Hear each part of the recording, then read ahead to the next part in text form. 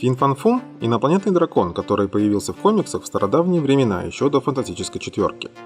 Он – персонаж с очень интересной и необычной судьбой. Однажды даже отказался от планов по захвату власти над планетой ради того, чтобы стать шеф-поваром. Этот дракон имеет очень долгую историю в комиксах Marvel. Он смог превратиться из монстра на один выпуск в персонажа с глубокой многогранной историей.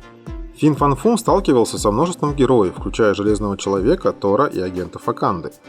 И даже Мандарин, который когда-то был заклятым врагом Тони Старка, своими силами обязан именно Фин Фан Фуму. Фин Фан Фум появлялся в многочисленных медиапроектах Marvel помимо комиксов, и ходят слухи, что он появится в киновселенной Marvel. Скорее всего, именно его показали в трейлере фильма «Шан-Чи и Легенда 10 колец». Но кто он такой? Какими способностями он обладает?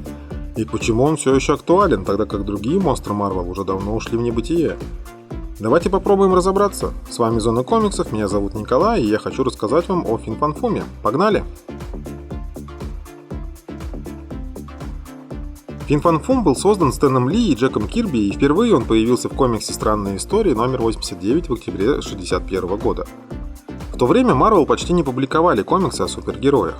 Вместо них студия выпускала научную фантастику и комиксы ужасов, в каждом из которых появлялся новый колоритный монстр со звучным именем. И Фин Фан Фум стал одним из них. Стоит отметить, что дракон был не единственным персонажем, который потом попал в основную вселенную Marvel. Стоит также вспомнить Титанах 7, ну и Грута, конечно же.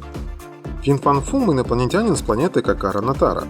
Раса, которой он принадлежит, всегда была миролюбива, но Фин Фан Фум и некоторые другие драконы были отступниками. Они оставили свою родную планету и отправились завоевывать другие миры. В итоге они поселились в Древнем Китае, а Фин Фан Фум впал в спячку в ожидании лучшего момента для атаки. Спустя много лет Мандарин, попав на инопланетный корабль, на котором прилетел Фин Фан Фум, нашел 10 колец, которые наделили его неимоверной силой. Но когда Фин Фан Фум проснулся, Мандарин понял, что это угроза для всей Земли, и ему пришлось объединить свои силы с Железным Человеком, чтобы одолеть коварного дракона. Со временем Фин Фан Фум обжился на Земле и подобрел, а потом и вовсе принял буддизм. Дракон уменьшился до размеров обычного человека и вовсе отказался от своих сил. В комиксе Фин Фан Фо номер 1 мы увидели, что некогда устрашающий дракон стал шеф-поваром китайского ресторана в здании Бакстер. Но все вернулось на круги своя в комиксе «Черная пантера» и агенты Ваканды номер 7. Когда при попытке Фин Фан Фума избавиться от худших своих качеств на свет появилось 3 дракона, которые воплотили в себе его самую худшую версию.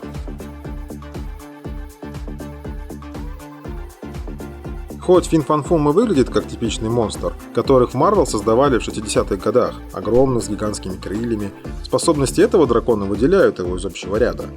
Фин Фан Фум может менять свой облик и даже разделяться на несколько частей, если вы позволите мне такое выражение. По земным меркам Фин Фан Фум – гениальный изобретатель и выдающийся тактик, который к тому же обладает телепатией и кислотным или огненным дыханием. А если учесть, что помимо прочего Фин Фан Фум умело использует в бою преимущества, связанные со своими размерами, героям комиксов, которые встают у него на пути, приходится поломать голову, чтобы придумать нестандартный способ одолеть этого дракона. Так как же Фин Фан Фум сумел избежать забвения, тогда как большинство его современников оказались на обочине комикс-истории? Я думаю, что ему помог его уникальный внешний вид и огромный потенциал по интеграции его в любой сюжет. Интеллект и разнообразные способности позволяли ему быть хитрым инопланетным интриганом в одном выпуске и огромным годзиллоподобным монстром-разрушителем в другом. Чудовище и стратег в одном изменяющемся при необходимости теле. Универсальность его образа легко объясняет, как так получается, что Драк смог встретить Фин Фан Фума в космосе, а Тор мог с ним сразиться в Асгарде. Короче, Фин Фан Фум – универсальный злодей на все времена, а прибавьте к этому необычный запоминающийся дизайн, который придумал ему Джек Кирби, и вуаля! Культовый персонаж готов. Кстати, внешний вид Фин Фан Фума может быть более агрессивным или наоборот более комичным в зависимости от автора. И это тоже помогает легко интегрировать его в любую историю.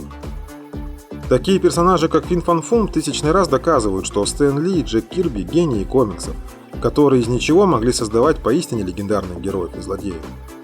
А на этом у меня все. Ждем Фин Фан Фума в киновселенной. Читайте комиксы, смотрите комиксы, любите комиксы. Пока!